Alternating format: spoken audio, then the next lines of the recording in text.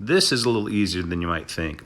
I hear this all the time. New authors come to me and they're like, I got 3 or 4 great ideas or 25 great ideas. That's kind of scary common, but yeah. So let's just say I got 3 or 4 ideas. I don't know which one to work on. My advice is always this.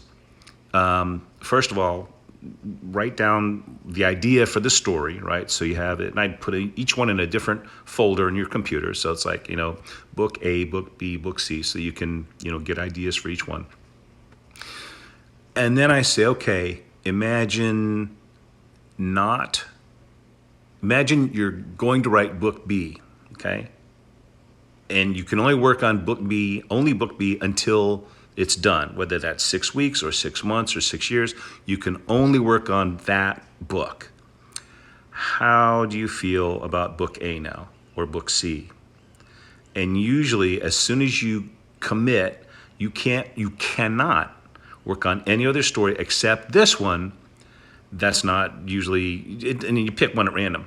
You'll find there's one that you really, really, really want to work on more than that. And so it's book A, potentially, right? And so you go and say, okay, book A. You can only work on book A until it's done. And when you force yourself to pick a book and you think about only working on that and you don't have a burning desire to go to the other books, that's the right one. Now, here's where that manifested itself in my own life.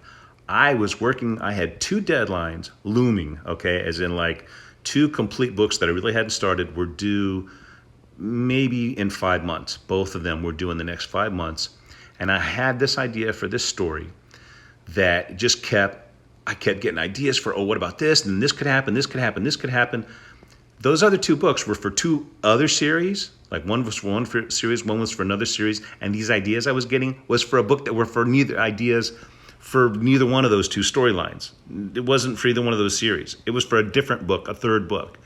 And I was like, and it could be this and it could be that. And instead of being a cop, because cops have all these rules, it could be an investigative reporter. And so, the Jet Thacker book, Tiffany Lynn is Missing, the first one. And it freed up so many possibilities, and I couldn't get the idea out of my head. So even though I had to write 2 books for 2 other series, the one I wrote was Tiffany Lynn is Missing. It was probably the best book I wrote to date, best mystery. And it was because it wouldn't let me go. I kept thinking about it all the time. So obviously you go with the hot hand. If that's the one you're thinking about all the time, that's the one you need to write.